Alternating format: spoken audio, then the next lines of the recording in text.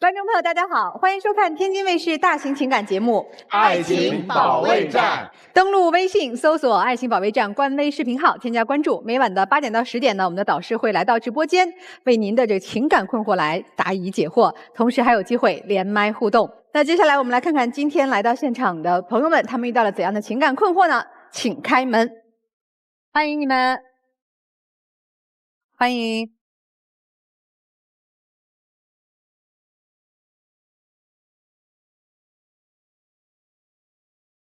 本期第一对情感嘉宾，小新30岁，来自福建，私营业主；小袁22岁，来自湖北，销售。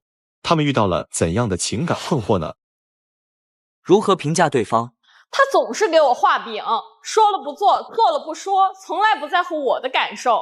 他太内耗了，和他说话得打草稿，一句话不对就多想，太累了。感情中最大的问题是什么？全家欺负我一个，从来没把我当一家人。我小心翼翼讨好，他们还怪我不懂事儿。他总是觉得所有人都欺负他，把自己当成受害者。你希望对方怎么做？我希望他能尊重我，把答应的事儿落到实处，踏踏实实的和我过日子。别老没事找事钻牛角尖儿，好日子非不好好过，折磨自己也折磨别人。哎呀，这听起来有点折磨哈。这22岁就已经结婚了。是啊，我俩现在是结婚2年了。哦，当时在大学的时候，是他老追着我在那公园里管我要联系方式，我当时就老觉得他是个骗子。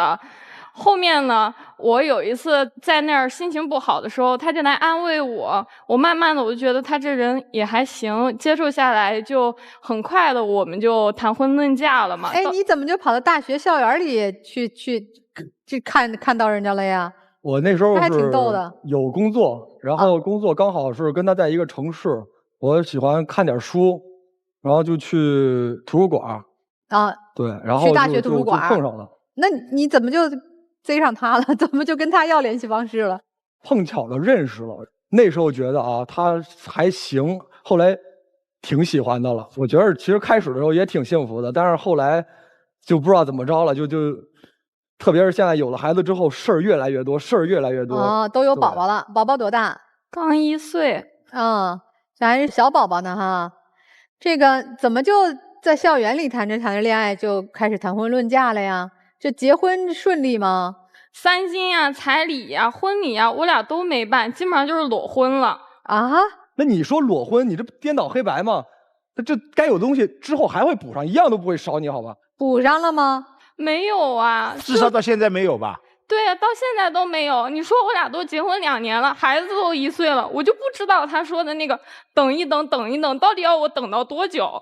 就这事儿啊，去年的时候就已经说，因为我弟他是为了等我们俩，我是哥哥嘛，按理说按我们那儿习俗，我应该是先结婚的那个，然后他等我们俩，他们就光订了个婚，然后我们俩也就光订了个婚，然后去年的时候我妈跟着我们一家有跟他聊过这个事儿，就是说这个婚要不是我跟弟弟一块儿把婚，就是咱们在老家一块儿办了得了，那不是你自己不同意的吗？那你现在又反过来说不给你办这个事儿那个事儿。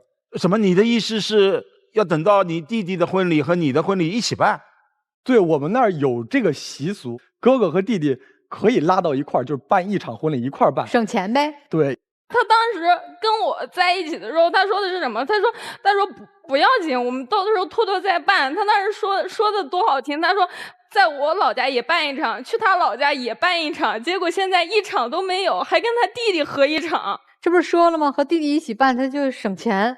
我觉得他就是抠门儿，他就舍不得花那个钱。你别说婚礼这事儿了，他平时连点小钱他都舍不得给我花。我俩一起出去旅游，纪念品馆里，我想买点小纪念品，你说那花得了几个钱呢？结果他当时可丢人了，那么多人，他就说，我觉得在这买这纪念品的都是傻子。他把手机掏出来，他就拍照，他说你看这东西网上多少钱啊？那当时周边围一圈人就那样看着我们，我觉得真的好丢人。关键是我以前干过小商品这个东西，出厂的价格也就几块钱的东西，他往那个景点往那一摆，哦，转眼就10倍、20倍往外卖。他老就是说我们要一起过日子，要把钱花在刀刃上嘛。我感觉他就是我花钱花所有都是把钱花在刀把上，他给自己花钱就是把钱花在刀刃上了。他给自己花啥钱了？之前的时候我就减肥嘛，我就想着我买一块那个减肥的表。运动表，运动监测的手表是吧？我就带着他去那商店里看，结果再看那价格贵，当时他就垮脸了，他就不开心，他拉着我他就往回走，他也没在那商店里给我买，只不过没买那款嘛，他买的别的表该有的功能一样都有，就不是他想要的是吧？对，给他防水了，然后好看也挺好看。然后也问了他行不行，最后他也是同意了。他给自己买那个表花了3000，他给我买那个表才花200，连3斤都没有，孩子都生了，你还纠缠那200块钱一块表？刚才那表的事，那就不是一回事儿，好吧？那除了表呢？基本上他就没给我送过什么礼物。你跟他要？我是跟他要过呀。我之前我朋友结婚的时候，我跟着他一起去挑婚戒，当时他也在场。我看那婚戒挺漂亮的，我就跟他说，咱俩也没有婚戒，咱俩不行就在那儿买了吧。他当时就说什么，咱俩都结婚了，不要这种形式意义上的东西，咱俩搞点实际的。哦，你现在光说婚戒的事，你说我不舍得给你花钱。他种牙手术2次，花了好几万块钱。我掏这个钱的时候，哦，我眼眨过一下吗？他说种牙那个事儿，我就生气。当时我第一次做种牙手术嘛，大大小小也是个小手术吧，我不也害怕吗？我叫他陪着我一起去。他去的时候，他就骂骂咧咧的说他就那一天休息日还得天天陪着我。到地方了，他也不陪我，他接了个电话，他就说他还有工作，他就走了，他就留我一个人在那儿。光看牙去看，然后去做手术，去拔牙，去种牙，每一次加起来得5、6回，因为它是上下2个手术，然后每个手术都得基本上3次、4次。你都去了？对，我每一次都跟着他去，最多就是所有手术都是我跟着他去。但是后面的都不会没有那个手术重要啊，都没那个手术厉害呀，都没那个手术疼啊。人家他是去忙那个特别重要的工作了，还是干嘛去了？我不知道呀，他接了个电话，他就说啊，我有个应酬，我走了。我当时就躺在手术室里面，我也不能说你别走吧，不止这个事儿。当时我怀孕的时候，我就想拍一套孕妇照嘛。当时4个月，他是老这样，他没什么事儿他就哭。你听他说嘛，你赶紧擦擦，多丢人啊！这么多人。哎，这怎么就丢人了？当时4个月的时候，我跟他说的嘛，他就是说现在肚子小看不出来，等到往后5、6个月肚子大一点的时候拍着有纪念意义。5、6个月的时候，我再去问他，他说他有那摄影师朋友，他找那朋友帮我拍。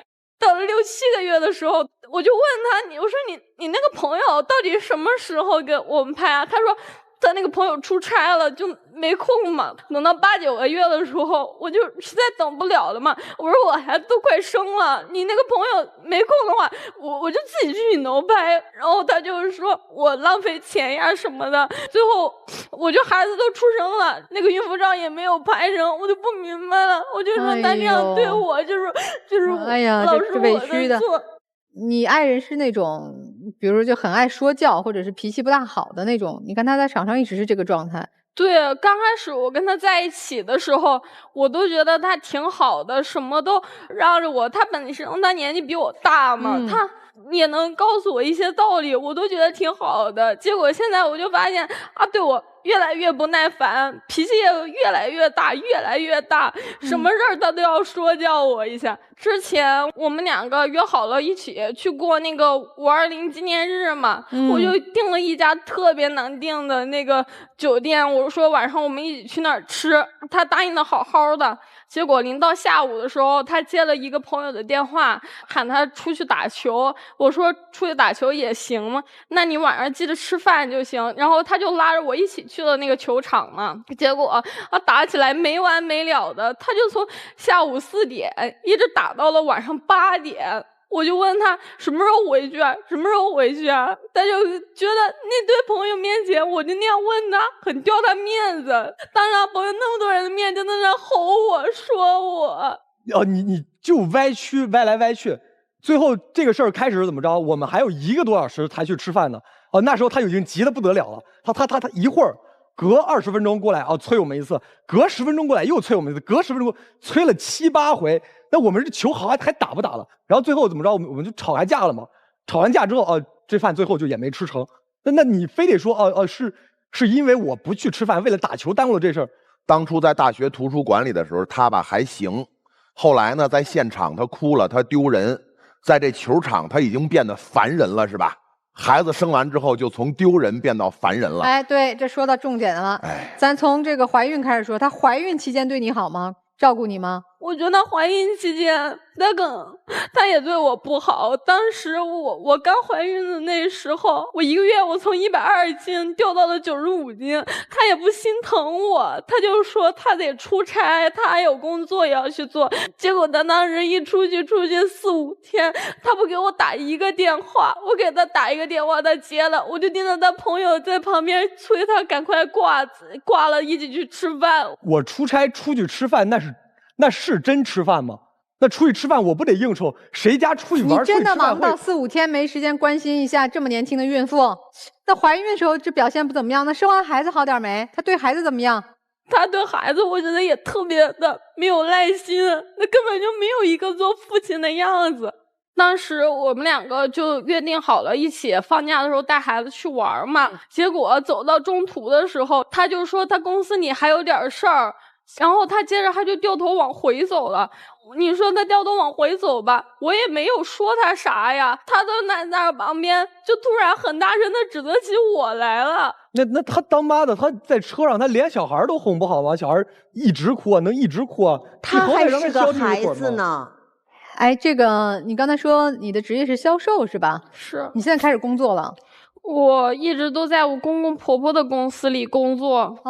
就是我在他家里工作吧，其实我一直都是白打工，从来都没有工资。那不是你自己不要吗？他不光自己不要啊，他连我的也推掉了。就是我除了自己的公司以外，我也在家里干活。不是啊，当时就是我公公婆婆把我拉到旁边了。就跟我说现在生意不好做，经济很困难，然后就叫我懂点事儿。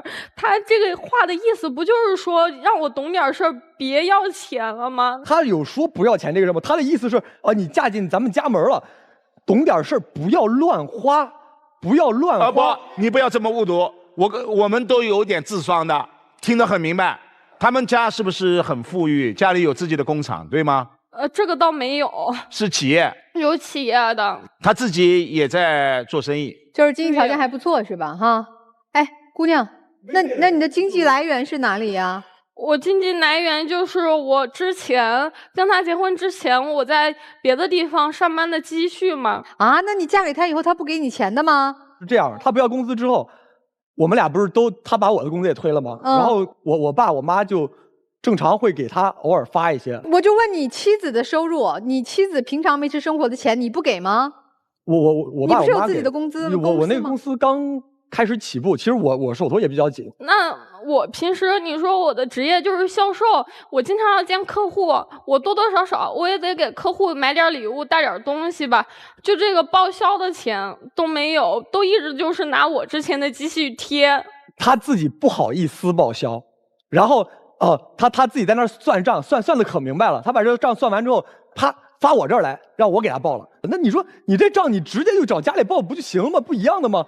为了支持他的工作，还单独给他设了一个部门，销售部门，招了几个员工让他带。我问一下，那为什么你不能替他拿着这些东西找你爸妈报呢？替了，要来了吗？报销这事儿要来了，但是工资这事儿我们就因为平时也有发了一些零花，我们就没提了。你为什么不好意思去报销呢？我跟他们也提过，但是我只要一说稍微往前的那个方向上一说，他就说：“哎，现在生意不好做。”那我还能说什么呀？我还能接着说吗？所以你老公知道这事儿吗？他说过的。我知道，但是不是找公公婆婆报销，是找我弟弟报销的。我弟弟他是负责公司里边管账啊。你们其实家里边大家生意是一起的，是吧？对。姑娘，你这个说这个他们一家都欺负你，除了在工资上不给你，还有什么让你觉得被欺负了？方方面面都有，因为本来他们一家的人特别多，刚刚他提到了弟弟弟媳也结婚了，他们也有一个孩子，还有公公婆婆，我们是属于一家8口生活在同一个屋檐下啊。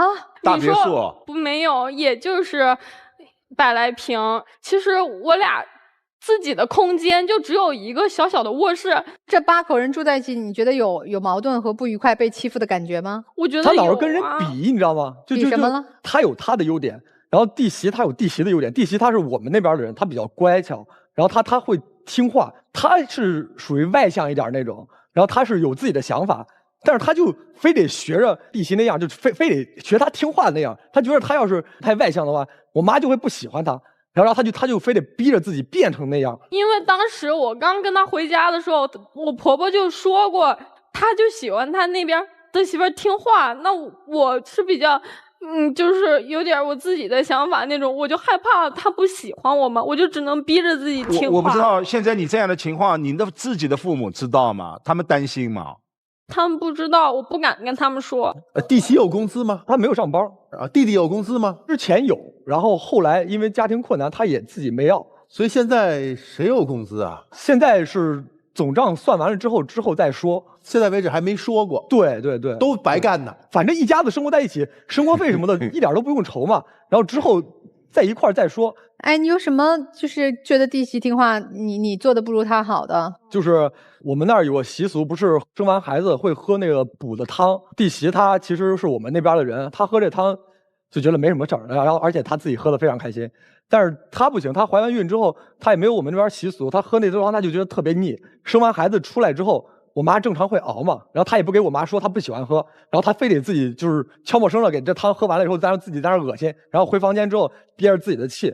也没跟我说他憋着气，也没跟我说他不喜欢喝，然后后面就不知道为什么就开始发无名火了，然后发着几次火，把这个事儿就挑出来了。原来根儿在这儿嘞。姑娘，这事儿你老公说的是事实吗？他说的是事实。哦，可以不喝呀。我就觉得他本来就不喜欢我嘛。你咋就知道婆婆不喜欢你？这样啊，姑娘，咱不哭了也不着急了哈。我们前期也做了个电话采访，听听婆婆说些什么吧，好吧？不见得如你所想象，来一起听一下。这2个儿媳妇我都挺满意的，但私心说呀，我其实更偏心我这个大儿媳妇。别看这孩子年龄不大，但工作上特别能干，家里的买卖呀她也能上手。之前呢生意有点难呀，这孩子就主动说不要工资了。这孩子啊特别懂事儿，结婚3金彩礼1分钱都没要，婚礼也没人办啊。这么懂事的儿媳妇上哪里去找啊？我觉得呀，我儿子这辈子干的最正确的事儿就是娶了她呀。哎呦，这婆婆要不就是一个特别好的婆婆，要不就是一个高手，营销高手。你回答我，谁让你的妈妈认为是你妻子不要的？我不知道她为什么会觉得自己不要。谁让你妈妈认为是你妻子主动不要的？我有责任。要不要？现在的现状也是3金婚礼都没有，彩礼也没有，工资也没有。至于以后有没有，那是先生你给我们绘制的一个蓝图，这蓝图啥时候实现，我们不知道，你太太也不知道。所以你们今天来的目的是什么呢？我就是觉得他不爱我了。不要感觉，要要求，落到实处。要什么？就不管婚礼、3金彩礼，我需要他给我一个确切的答复。什么时候给补这个婚礼还有3金彩礼？说个时间。明年。明年什么时候？几月？明年中旬。这个我肯定会给他，而且我你信他吗，姑娘？明年中旬我给他爸他妈都多少彩礼？说好了吗？18万应该是。明年之前谈过的彩礼、3金、婚礼、婚纱照等等都补上，是吧？对。先听着吧哈。第二个还有什么要求？他说这些事儿都是我的问题嘛。其实我今天主要的就是想让大家来听听这些事儿到底都是不是我的问题。行，看看老师们有什么建议。你们2个人的婚姻就像跳一场双人舞，舞步不合，而且做丈夫的狠狠的经常的踩妻子的脚。您看一张张非常诱惑的空头支票，看似美好，实则虚幻。丈夫很显然他是把画大饼当作了维系这段婚姻的一个手段，但是这一个大饼大到怎样的程度？结婚2年已经有了娃，婚礼还在承诺当中，3金还在承诺当中，彩礼还在承诺当中，但是人家为什么只是大饼？因为你到今天为止和你在校的时候一样，没有社会阅历，你好骗。我今天话说在这里，4个男人说明年把这张大饼落地，但是我还是认为你吃不到口，而且你们这段婚姻现在解体不了，但是隐患很大，他会成长，会成熟，等到哪天你看清了一切的时候，你会后悔的，你会反思的。他到底喜欢你什么？他刚才已经给过你答案了，他喜欢你最初的有主意、有思想、有独立、有勇气，但是你却偏偏活成了一个听话的样子。你知道他为什么喜欢你那些东西吗？因为他不敢。你一直在跟他要3金、要婚礼，你想给他，但是你没本事，你做不了主。你希望他能成为你心里那个真实的抗争的那个扩音器，有主见，你有本事你去说，但是他不敢，他怕他成了扩音器之后你就完了。你们这不是一个简简单单的家庭结构，你们这裹着太多的利益了。他为什么不要工资？因为你弟弟不要，你弟媳也没有，他们有的只是零花钱，所以他也只能拿零花钱，甚至可能连零花钱都不要，他在花他的积蓄。你媳妇儿今天做的这一切，你还那么理直气壮说我能给你，我觉得你可能会给，但没一个你能做得了主。真正能帮上你老公的是让你老公能够有独立于这个家的勇气，有独立于这个家的能力，他才能够给你要的生活。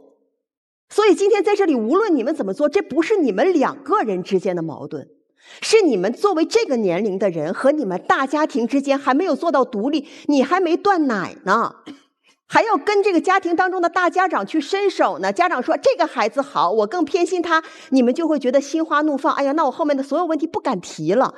你们有自己选择生活的权利和能力吗？没有啊。所以他今天所有的烦躁都是因为他没有这个底气，他也没有选择的这个权利。哎，女生，你刚才说爸妈不知道你婚后的现状哈，那你爸妈当年怎么会允许你这么年轻就结婚生子的？我就是从初中我就自己住校，其实一直都是比较独立。我就只能理解为他们其实没有那么在乎，是女儿愿意嫁给谁，过怎么样的生活，他们没有那么在意。所以你特别缺爱，你可能也从小就没有享受到你需要的那些来自于家庭、来自于年长者、来自于父母对你的关爱。所以在你20岁的时候碰到一个比自己大8岁的男生，他背后还有个大家庭，其实是充满了期待和憧憬来到这个大家庭中的。但姑娘，你忽略了一点啊，如果一个人连自己都不爱，是没有人会爱你的。所以我给你建议也很简单，这个男人怎样现在都不是最重要的，你的人生才刚刚开始，你要树立一个充满了对自我关爱、自我体验感的这样一种状态，你才能以后收获幸福。好好活在当下，去做一个好的母亲，去好好的爱自己、爱孩子。男生，我觉得你不爱他，你根本就不懂得心疼他，根本就不懂他要什么，你一点都不珍惜。你如果给他提供不了阳光，你给他的总是不愉快，总是打压，总是让他不开心，他成长了，他一定会离开的。那如果是你想要看到，你继续下去；如果你不想看到，请你珍惜他。你既然选择了他，请你坦坦荡荡的对他。哎，孕妈妈照了吗？怀孕4个月的时候跟你承诺是吧？6月份照，然后生了之后也没照吧？对。然后这么一个言而无信的人跟你说明年咱们3金彩礼，你信吗？不信。那我接着问你啊，他当年一28岁的成熟社会男性跑大学图书馆干嘛去了？他说他爱学习，你信吗？其实当时我真的相信。你现在信吗？为什么他会说你当时也就还行？因为当时一定有经验的、有优秀的从他眼前走过，你也就是还行。还行是个比较之后的结果。知道为什么你的婆婆跟你说我儿子做的最对的一件事就是娶了这媳妇儿吗？因为这个媳妇儿不用彩礼，不用3金，来这儿给我生了一孙女儿。因为这个媳妇儿都不用发工资，主动不要工资，在我这公司里给我培训了一堆销售，免费劳动力。你的丈夫是一个爸爸不疼，妈妈不爱，一辈子就做过一件正确的事儿的儿子。你的婆婆亲口那句话是：我儿子这辈子就做着这件事儿是对的，娶了这媳妇儿。也就是说，他在他的父母眼里是一什么评价？我觉得不是这样的。行嘞，没问题。我劝你独立总没错吧？出来成立一个独立的自己的事业，这事儿应该可以吧？你认识到自己的能力了吗？你是可以一个人培训好几个销售的。对呀，他去培训所有的销售。OK， 那客户资源是在他手上的吧？那作为这个企业来说，客户资源在手上，我们随时可以开始另乱。您2位再加上婆婆，我觉得完全可以形成一个宫斗剧。首先，女生啊，你说的话，你的表达，我不是特别100%的相信。如果你是一个非常好的销售，他是还是不是？他是，他能带一个部门，对不对？对，他不应该这么弱。所以我只能解读为你在帮你的老公，在帮你的小家，在谋求大的权益。婆婆厉害。婆婆是一个非常厉害的一个企业家，算得非常准，看人看得也很准。我告诉你一个事实，以我20多年做企业的事实，不是销售最厉害，放心的是什么人？看账的、财务、销售更多是来利用。婆婆那一席话让我毛骨悚然，厉害，每一句话都在捧，结果都是在杀。我觉得最后其实你说的很好。就应该有这样的醒悟，就是说我们应该出去干，未必是抢家族的企业，对吧？你这份能力，我复制到别的行业一样可以。其实我没有抢家族的企业，就是你没有。他成立了个新的部门，其实从来没有把重要的客户交到过我的手上。所以嘛，企业家还是留了一手的。你老公忒单纯了，你老公所有在爱情、在事业上表现是什么？就2个字儿：无能。你知道你们家挣多少钱了吗？你不知道，弟弟知道。谁知道？你弟弟心中有数，弟媳可能都知道，你们都不知道。所以说，我刚才认为你说想出去单干一摊这事儿特别好，你这么做，你才对得起这个人。他所有的付出都是在为你或者为你们的未来，别光凭嘴了，行动起来好不好？老师们从不同的角度帮你们去更深度的解读一下家里边的情况和你们各自的情况，也希望你们多维度去思考，好吧？你们俩先下来休息休息，也思考思考，我们听听这对情侣的故事。本期第2对情感嘉宾，肖先生36岁，来自河北，司机；李女士48岁，来自河北，保险销售。他们遇到了怎样的感情问题呢？你们俩相差几岁，走到一起顺利吗？我比他大12岁，一开始我挺排斥这段感情的，是他死白咧的要跟我在一块儿。在一起以后，我也是压力特别大。我们没有结婚，但是我也把我爷的房产过户到了他的名下，就为了表我的忠心。你们的感情遇到了什么问题？他特别不拿我当回事儿，而且他捏主意特别正，总骗我。他又懒又爱糊弄，对我还不走心。我这人好面，喜欢打肿脸充胖子，他特别爱计较，一点也不包容我。这是咋过不下去了？就是因为我俩经常吵架嘛，好多事儿，然后我也经常看咱们的节目，完了我就看一对对情侣啥的，让老师们调解的特别好，所以我就特别想让老师来给我们俩指点一下啊。所以是您想来的？对，我想来的。那就您先说吧。就是我俩在一起吧，他住在我家，就是我那房子吧离孩子上学近。然后就是认识他之后，孩子跟我们仨就在一起搭伙过日子。完了就是慢慢的亲朋好友啊都知道我俩的关系了，就特别的反对，说我俩相差这么多，说早晚就我肯定是那个被人家给抛弃了，就受伤的还是我。完了就是那你是跟你们朋友过还是跟我过呀？那人家也是为我着想啊，人家如果不为我着想，肯定不能这么说话呀。你们在一起几年了？几年了？我俩在一起5年多了。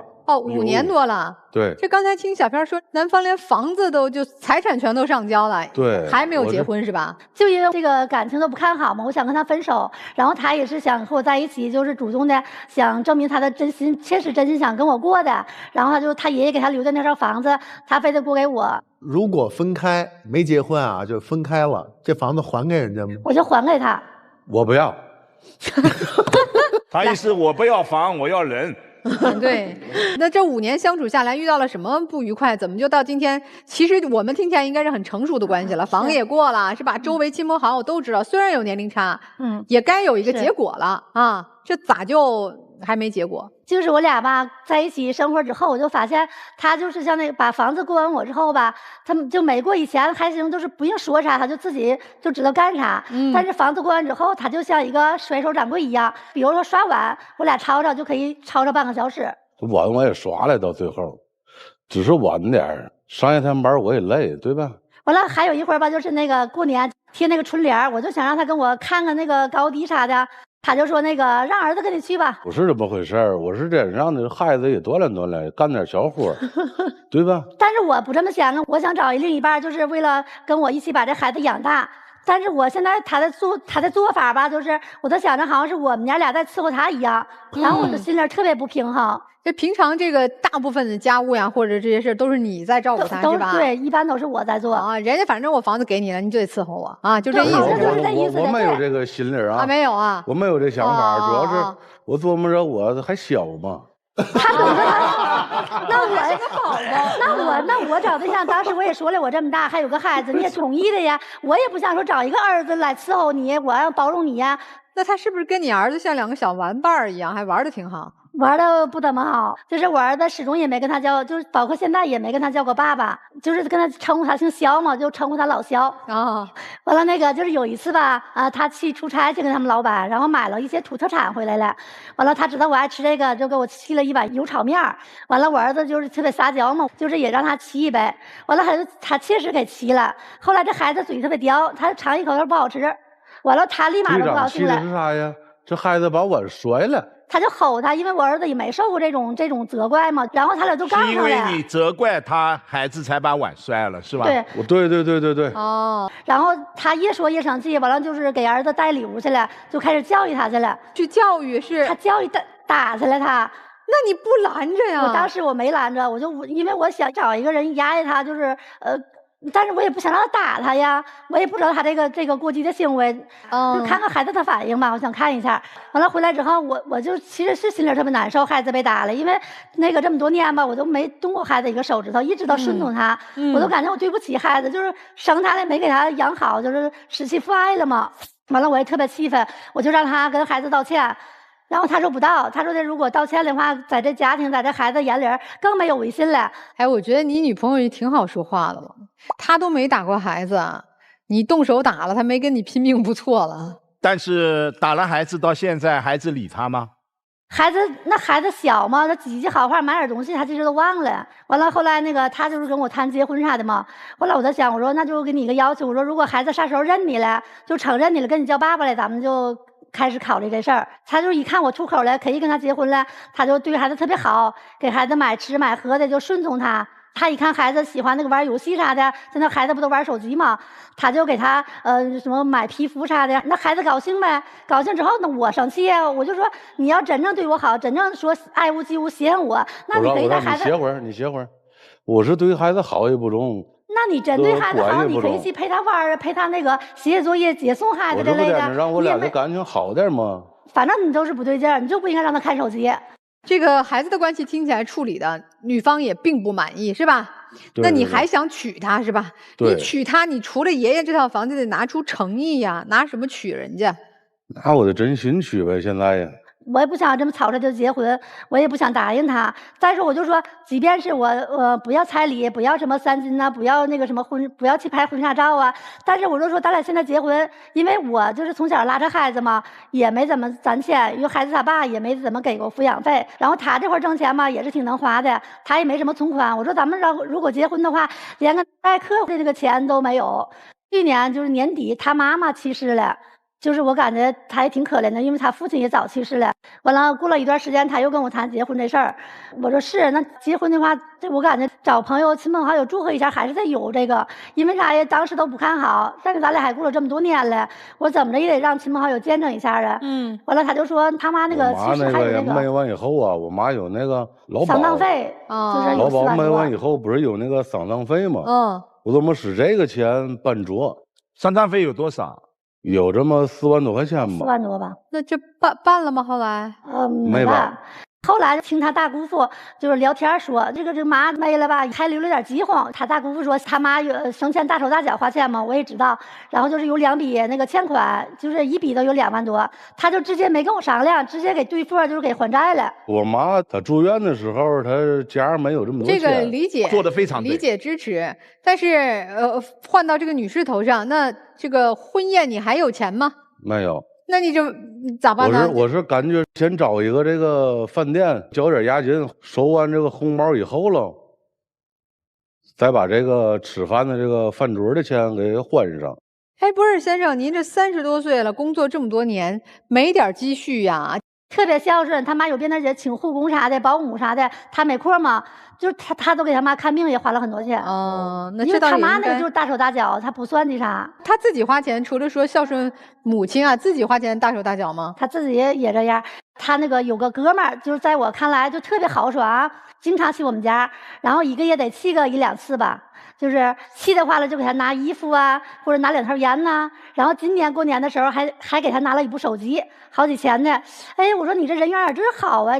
完了呢，然后有一天他哥们没在家，他那个媳妇犯胃病了，我就带他输液去了。完了聊天中，他就说他那个大手大脚的花钱，买东西啥的就写的他哥们家地址。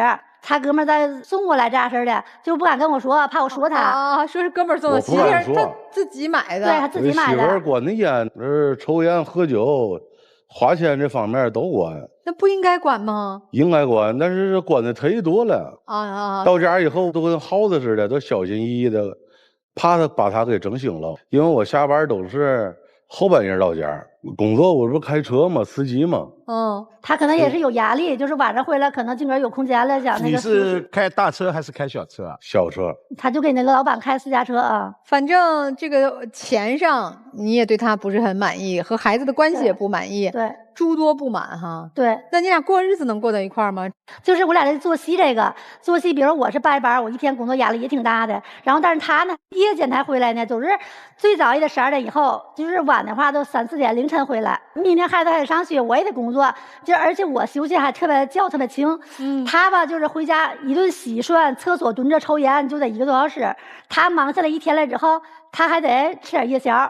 作息不一样，其实也挺难受的哈。年轻人不都这样吗？完了，对他最主要，他说晚上熬夜看手机才是年轻人那个一贯的作风。他是年轻人吗？就好像我年龄大了似的。他是年轻人吗？我问你呢吗？是啊，他也是年轻人，应该跟你熬夜呗？不应该，他是正常人。还有一次就是他朋友找他借钱，找他借3000，然后呢他一共有2500，然后他还找各种理由跟我借了500块钱。他撒谎吧，他也撒不冤，我后来又知道了。完了我就说你可以借给朋友钱，他说你问他干啥呀？或者是咱们生活还没好呢，就是你本身你都有2500，你都可以借出3000去，那咱们日子咋过呀？不是，以前我没钱的时候，我这跟我借钱的朋友也总给我。你现在有钱了？我现在也没钱，不打肿脸充胖子吗？哎呀，你自己可以打肿脸充胖子，你这女朋友受不了吗？你们今天来，女士是希望调节什么？我就是希望就是老师给我们指一条路吧，就是看我们怎么走下去，因为毕竟这么多年了，但是种种的各种的不习惯，还有他那个撒谎啥的一些所谓的善意的谎言吧，我都想让他改着点儿。你想过分手吗？因为吧，他现在无依无靠了，我俩也过了这么多年了，我也还真没想过分手。没想过分手哈，只是想改进一下啊。你有没有考虑过换一份工作，或者换一个老板？没有。为什么？因为这老板我跟了10多年了。他就是给他的薪水还行。那如果你老板或者你现在这种作息就已经形成你们最大的一个矛盾之一了，换不换工作？不换。因为老板对你也很照顾，是吧？对，老板对我很好。你觉得他还是有情意在的一个人？他就是对于朋友来说两肋插刀那种人，就家有啥事儿，朋友一说有事儿，噌都走了，他是这种人。所以他会把房子过户嘛？这人啊是。如果你和李女士结婚以后，她的这个年龄可能也要不了孩子了。我不要孩子，你没有走进过婚姻，我不要孩子。他还是个宝宝。我早就跟他说过。他就说白捡个儿子不挺好吗？因为像他的脾气来说，他说这如果我要是有个亲生孩子，这样式的矫情，的，他说早会拽死了。他这样说去，因为他脾气特别不好，特别急。哦，他脾气不好，特别不好，换别人可能都处不下去了，是吧？啊，对。哎，你为什么就是死心塌地的就要和这位女士在一起啊？他人善良，靠得住。两个人都不是坏人啊，女士也很善良，这男生嘛虽然有点不够成熟吧，也不是坏人。但是两个好人在一起就能有好的生活吗？他还真的不好说。问问你们这对啊。我觉得大哥在那个大事上很有责任感，这个我特别佩服。他的选择，我觉得都是特别负责的。我觉得大哥对大姐比我俩好多了。大哥又愿意把房子给大姐，又主动跟大姐说彩礼啊、3金什么的。你像我们这儿啥也没有。哎，他这个给房也不见得就是真好，他也是一种这个手段哈。但他至少给真东西了，那只是嘴活。对呀，至少人大哥拿出了点态度啊。人家是画的饼，这可是热腾腾的饼。那我拿着一烫手。你明白这是热腾腾的饼，但是有点烫手。是。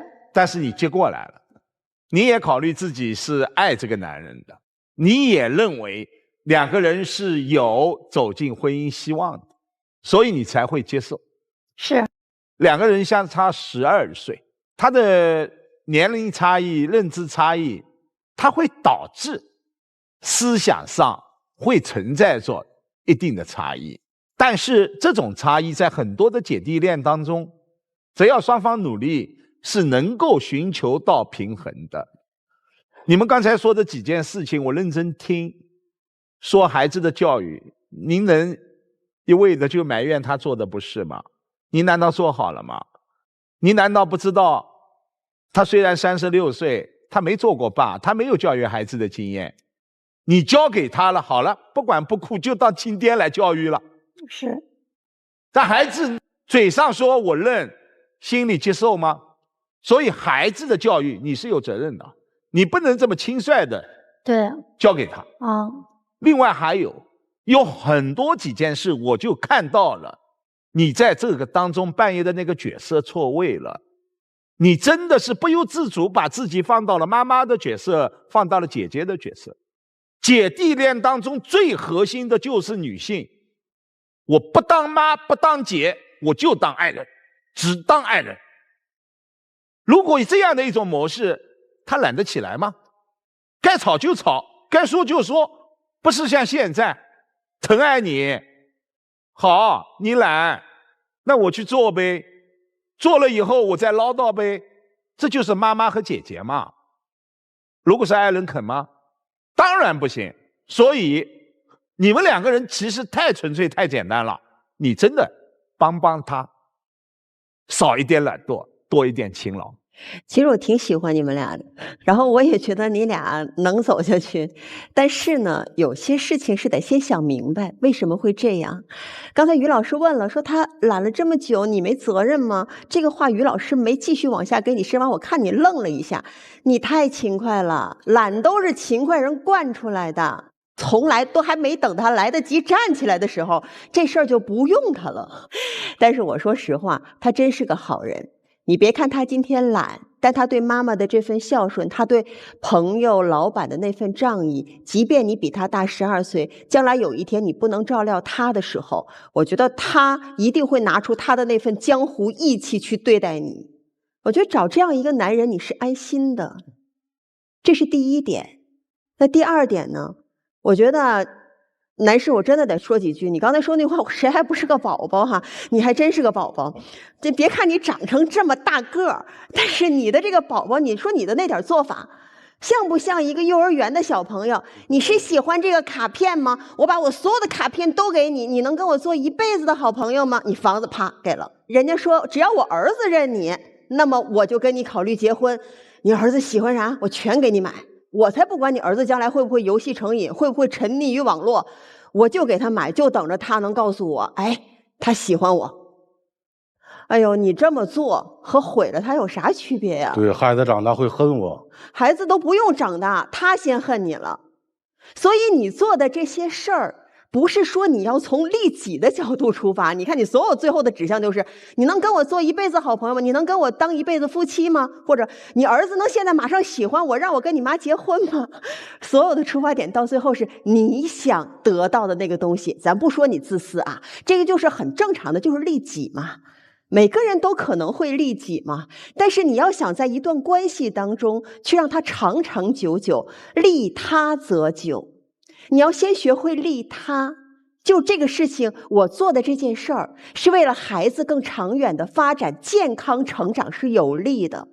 我做的这件事情是真的在帮我的女朋友能够很好的去抚育她的孩子，帮助她健康长大。你所有的出发点是因为她需要，你再去做，那这还有这么多矛盾吗？所以我觉得这个事情没有你们想象当中那么可怕。而且女士，我真的要夸你，你整场表现让我终于明白他为什么会选你。你是我到现在为止看到在场上情绪最稳定的人，他喜欢你真的有道理。不是老师们说完，我不知道该怎么说了。直说，我还真挺不喜欢你俩的。实话，就从这个女士啊，你从上场你就喋喋不休。我觉得不管你们年龄相差多少，我们人和人的相处，沟通是第一步。你要给对方喘气的机会。我觉得如果你真的欣赏他，觉得这个人对你的真挚的情感是你最在意的，那你就要包容他的年龄和你的差异，包容他不够成熟啊，他和你比起来确实10几年的差异，他不是说我说长大就长大了，时间是需要一点点去走过的，对吗？他的人生就比你相差了10多年，他也没有当过爸爸，没有结过婚。所以如果你真的看好这个男人，你也说了我不会和他分手，这点我是很给你点赞的，那你就要调整。你既然要接受他的这个给你的真挚的感情，就也要接受他另外一些的缺点。他对你真挚，他对朋友也真挚，他对你仗义，他对老板也仗义，这是一致的。男生呢，就我也不是特别喜欢你，就从你给人家房这事儿，别人可能听起来都觉得哇，这好爷们儿啊，是吧？这大手笔，所有家当都给了。但在我看起来，这是对你自己对他都不负责任的一种做法。反正我这一身里里外外我就这么全给你了，你看着办吧，你就得对我负责了。我觉得这也不好啊。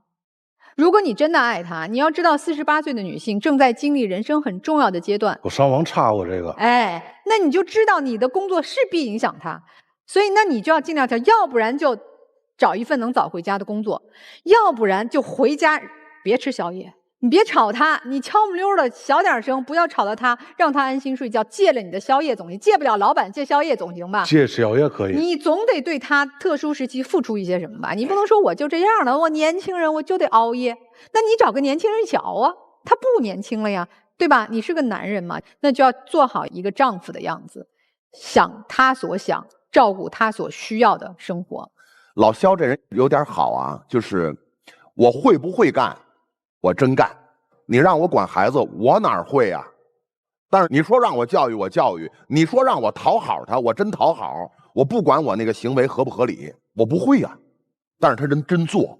然后你说让我去去爱一个比我大12岁的女人，你以为我会啊？我不会啊。但是我什么都是真的。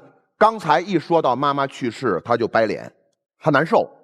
一说到自己老板带我10几年了，可好了，你让我换工作不行，我老板开除我行，我离开他不行，这人重情义，对吧？对，我就替李大姐跟你说这么件事儿啊，你生活状态不积极。我问一下，腰围多少了？现在不知道啊，量量吧。就这你还宵夜呢？就是呀。你别忘了，李大姐跟你要真是结了婚，她想让你给儿子当爹，这儿子叫不叫这声爹两说着。随着这儿子长大20多岁那年，李大姐可奔60了。那个时候，这家顶梁柱是谁呀？我。对呀，所以你的状态得积极呀。未来这个家指望你呢。怎么个积极？咱先把宵夜戒喽，咱能改1天1包烟不行？行。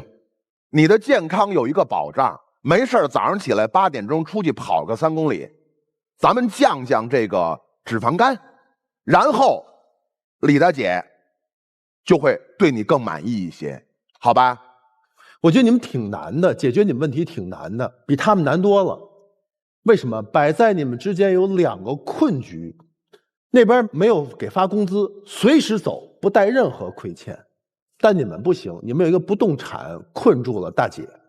她要是当时你给钱也行啊，这钱花了，但是不动产能够原封还你，理论上你没有损失。但是我不要。对，这就是困局，困住了。这个房子得有人接，不接，你们俩就谁也动不了。第二，你们俩都是重情重义的人，很难分。但我觉得这样的情况下去，你们都很难受。兄弟，我多跟你说几句哈。什么叫爱？不是有情义，我把房子给你叫爱。你能够给他要的爱吗？你们之间所谓的现在的这种情谊，这种感情都会被一点一点全部消耗掉，在失望，在绝望当中消耗掉，好惨的。所以虚弱的成熟是撑不起这个婚姻的重担的，你需要成熟起来。所以我就问你一个问题，当妻子、家庭和老板摆在一起的时候，请问你选择谁？我们任何一个成熟的男人，你会发现从恋爱开始到结婚，他的朋友会越来越少。老板到底他是朋友还是我们的一个工作？我想不清楚哪个老板会天天的12点多不放自己司机走。我们老板得病了，你每天12点多回来，你在忙什么？忙照顾别人吗？对。那你对这个家的感情在哪里啊？你现在把它摆在先了，就在消耗你们之间的感情。那不是工作，那你就在为别人奔忙。这边对他就是一个叫隐性的惩罚，你不关注他啊，你觉得他有时间等是吧？那不知道后面还有谁的感情会又排在你们之间感情之前啊？谁加塞啊？所以这个排位一定要排对了，这是真正的成熟，否则你们会很难。好，我们请2组嘉宾也都回到转门之后啊，思考一下老师的建议，看看你们的最终选择。有情感困惑的观众朋友呢，可以通过登录微信搜索爱情保卫战官微公众号视频号，打开微信搜索爱情保卫战官微视频号，添加关注。每天晚上8点到10点呢，我们的导师会来到直播间，为您的情感困惑来答疑解难。同时呢，还有机会和我们的老师连麦互动。想收看本节目的完整视频呢，请登录腾讯视频和优酷视频。好，我们来看一下第一组啊，这个夫妻哈，看看他们的选择，这肯定还是出来的，都会出来的哈。来，请开门。出来应该没问题吧？那肯定会出来的哈。没了啊？不是吧？哎，没了，不出来了。这个为什么不出来？妻子可能已经真的悟到了。我的理解是，就是他们可能没有出来，不见得是就是分手，而是说从今天开始有了新的成长，对，和不同的对婚姻家庭的认知，开始思考了早日磨合出一个更好的、更适合自己小家庭的生活方式，好吧？也把祝福送给他们吧。来看一下，不过这还有点意外的哈。来看一下这对情侣哈，这个没有选的，他们应该会出来的哈，也未必，好紧张，也未必，必定出来。啊，来看看他们的选择吧，请开门。来看看他们的选择吧，请开门。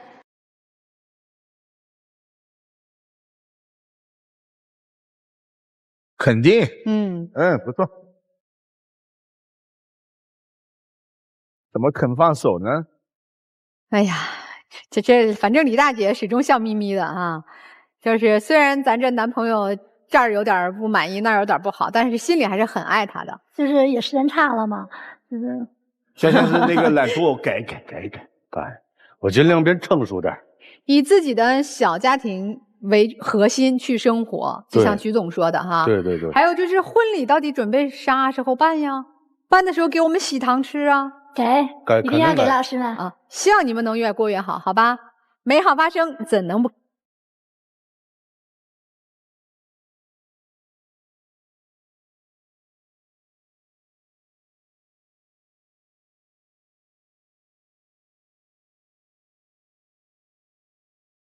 你看，你女朋友都抱不住你了。来，请开灯吧。人家证明得抱住你，这肖先生不会聊天，真是。这个对，以后减肥以女朋友能抱住、妻子能抱住为标准。减肥是生活的一部分啊，生活是方方面面的，希望你们能把方方面面都处理好。谢谢老师，祝福你们啊！